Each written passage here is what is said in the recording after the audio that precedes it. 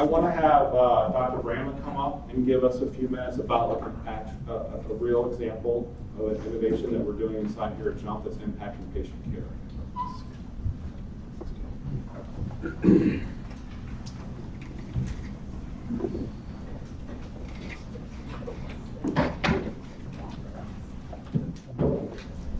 So I have zero business background, and so the best way I can think of to sort of run through this is to sort of just describe how we kind of got going on it. And so my background is I'm a pediatric cardiologist with a specialization in cardiac MRI.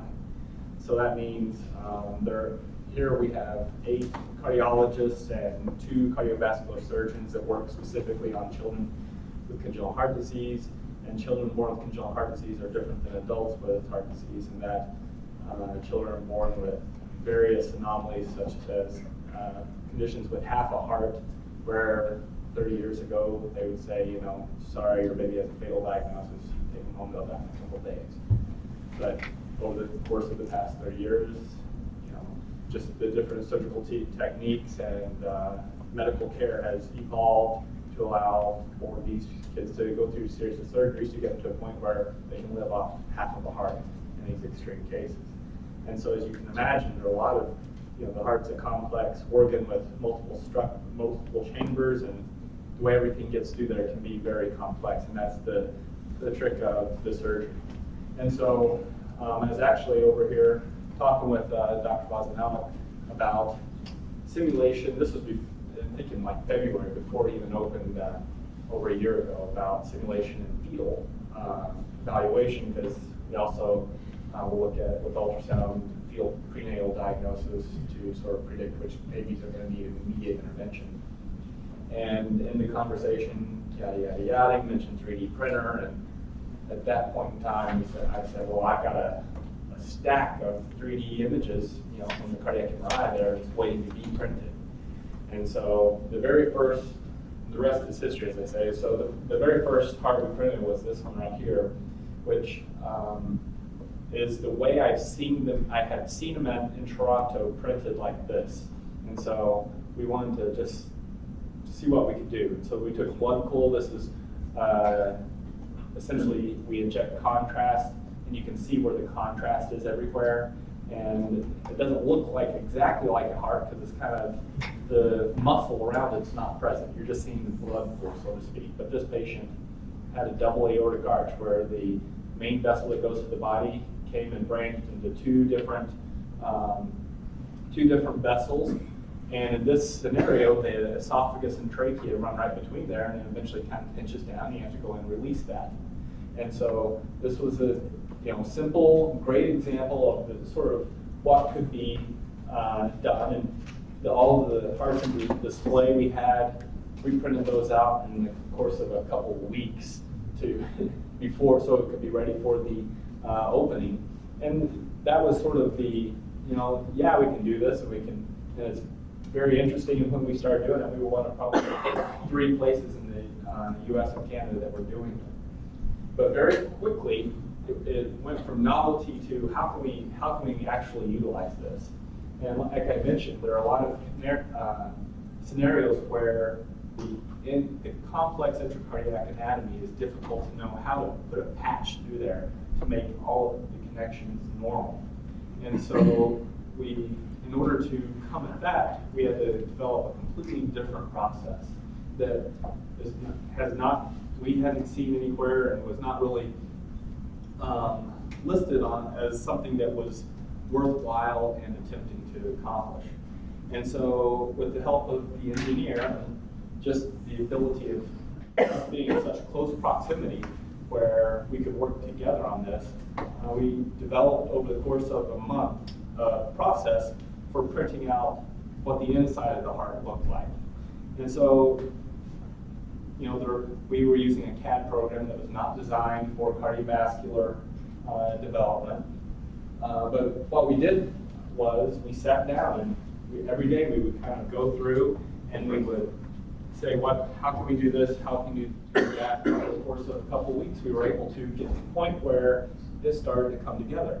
But once we had it, we knew we had a printer that was a solid opaque printer, but we needed to get inside it, so we had to figure out how do we cut it, how do we open it up, how do we put it in a manner so that we can show it to the surgeon so we can get to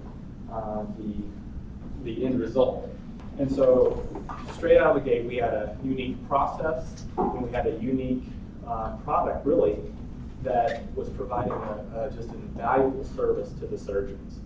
And so at this point in time now, where do we run with that? And so that's what I've been amazed with, the process of, how do we get this out there? What, who can use this? What do we do with it?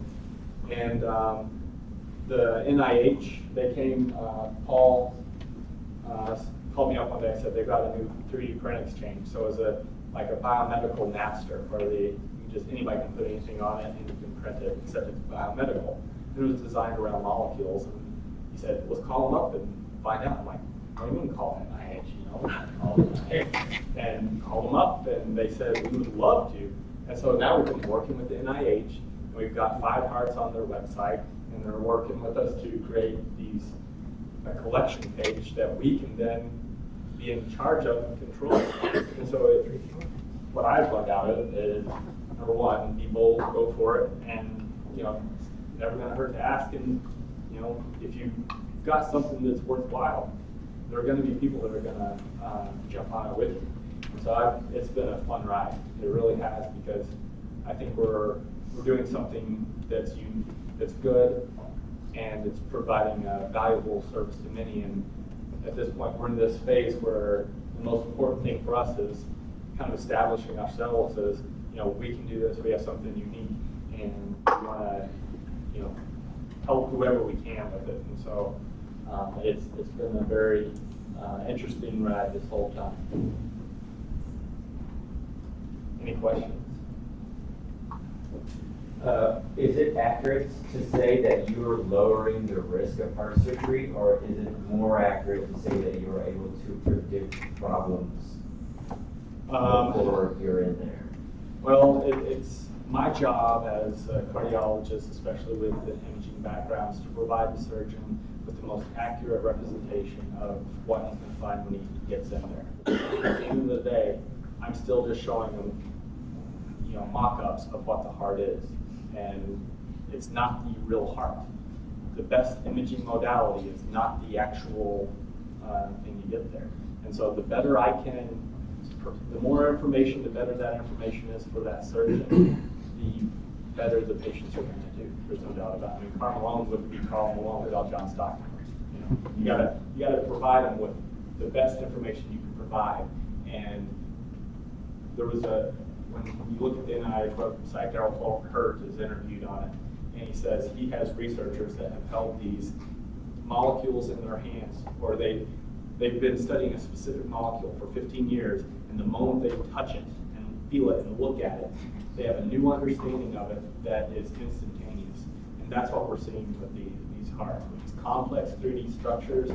Even if you've got we've been having 3D models on the computer screen where you can sit there and scroll it and move through it, but it's still a 2D screen.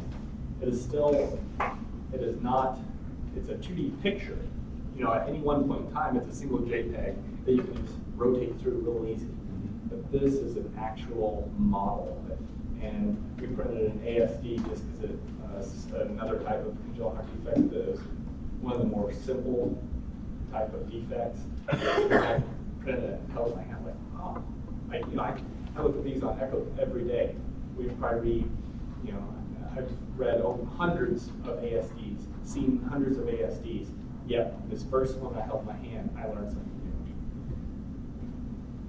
new. I have 2 questions. First, can you use this technology in utero? Like if you question a congenital anomaly in a child?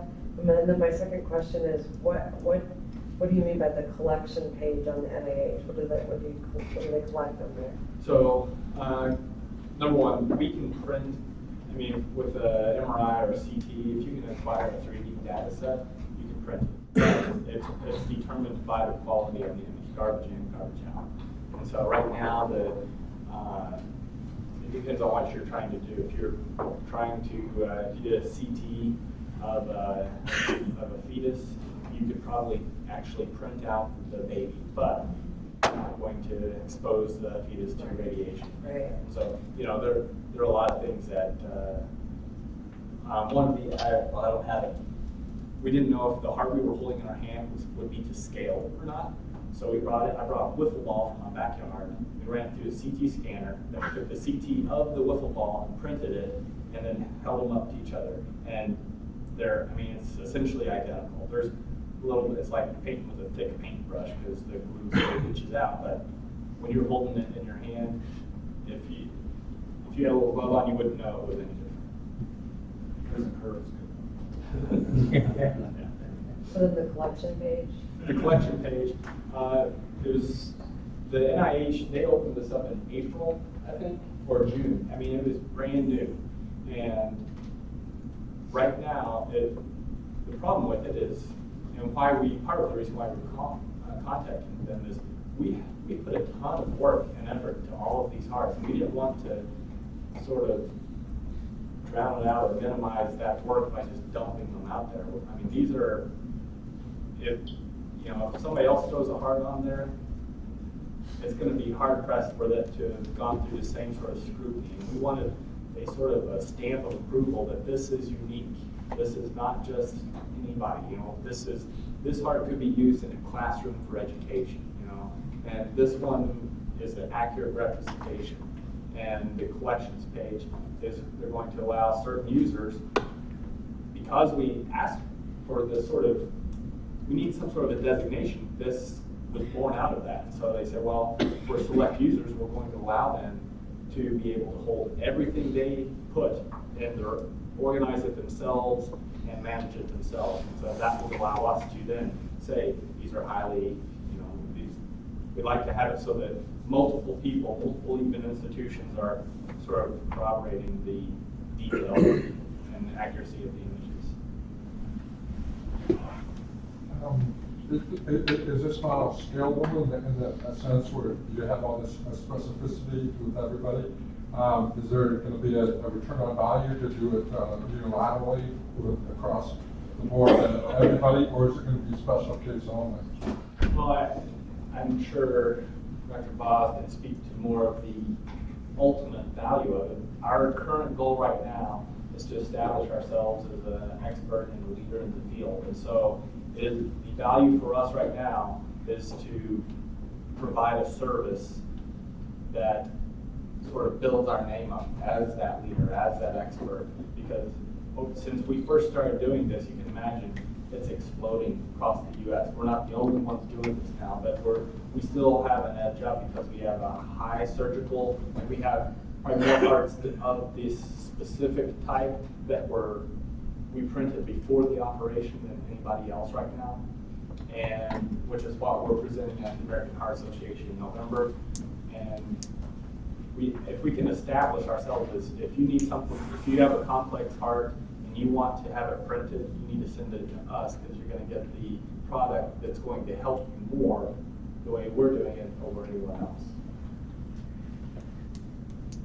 As you've been doing this and developing, being the first time type of situation, are you finding as other people across the country, like say, are beginning to look into this, are you getting a lot of feedback on things that maybe you hadn't thought of prior to other people being involved? It's still fairly new. We presented it at a regional conference in Ann Arbor, Michigan, and University of Michigan. They have a congenital heart program that's probably 2 to 3 times the size of ours. And at the end of the day, their director was kind of looking at one of the other guys and saying, "Why are we not doing this?" So we're still. There was only one other person there that had done anything like this, and they were still doing it. It's like they were focusing on that first model. That's the way they're still focused because it's easier. And we've really said, this may be hard, but it's the utility we found immediately, and so that's why we've really run with that.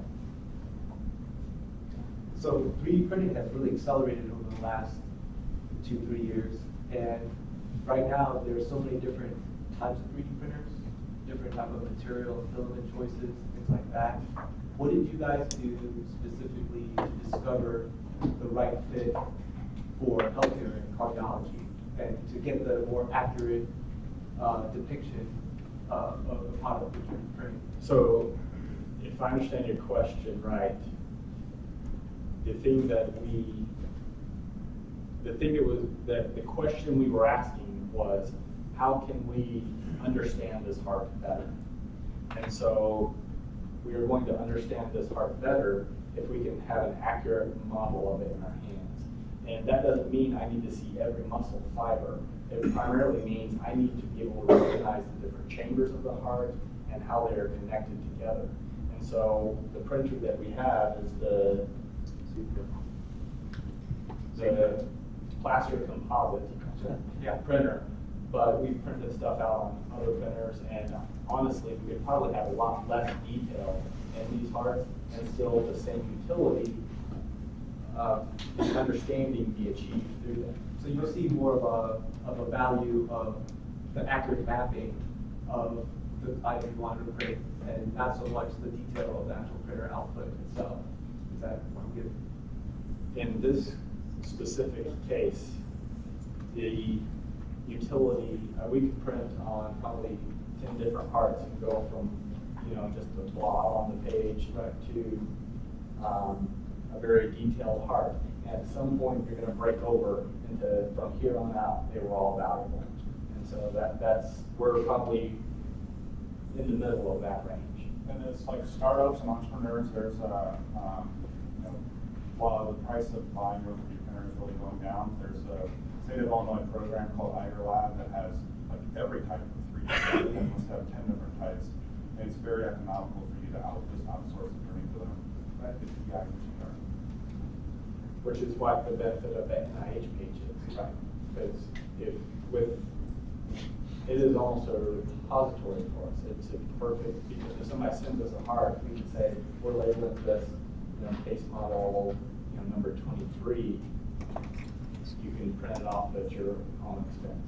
We can even get out of going after the printing. We just have to use what's our expertise? It's not that we own a printer, right? It's that we can take these images and create this model, a digital copy of this model, and how they use that there's a lot of ways that they can print it. Basically, the biggest part of the value is from image to final file that you're going to print. I mean, it's in their process from taking that image, and that's what I